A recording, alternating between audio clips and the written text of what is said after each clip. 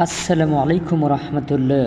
Dear student, আজকে আমরা আলোচনা করব এসএসসি বোর্ড কোশ্চেন কানেক্টর নিয়ে। তো ডিয়ার স্টুডেন্ট, অনুশীলনের সুবিধার্থে আমরা 5টি করে বোর্ড কোশ্চেন আলোচনা করার সিদ্ধান্ত নিয়েছি।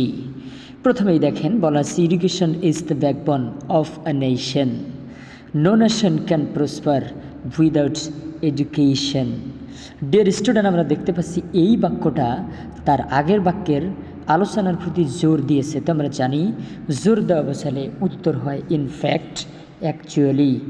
সুতরাং উত্তর আমরা লিখতে পারি ইনফ্যাক্ট। এছাড়াও লিখতে পারেন অ্যাকচুয়ালি, রিয়েলি ইত্যাদি। পরের প্রশ্ন দেখেন, নো নেশন। এরপরে বলা আছে it is compared to light which dispels the darkness of ignorance.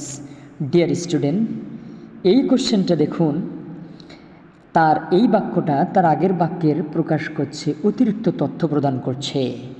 আমরা অতিরিক্ত তথ্য প্রদান করলে লিখতে পারি হচ্ছে উত্তর বিসাইডস, মরএভার, ইন এডিশন ইত্যাদি। পরের প্রশ্ন দেখুন, বলা আছে যে এখানে বলা আছে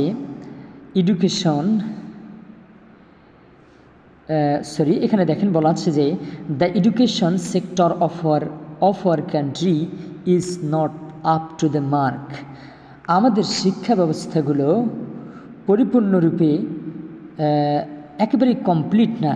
তো দেখেন এই বাক্যটা তার আগের বাক্যের আমরা যদি বলি তাহলে এখানে আরও অতিরিক্ত তথ্য প্রকাশ করছে, সেজন্য আমরা উত্তর লিখতে পারি হাউএভার। তাহলে এইখানে উত্তর হতে পারে হাউএভার। ডিয়ার স্টুডেন্ট, পরবর্তী প্রশ্ন দেখেন, বলা আছে we must take necessary step to improve the quality of education.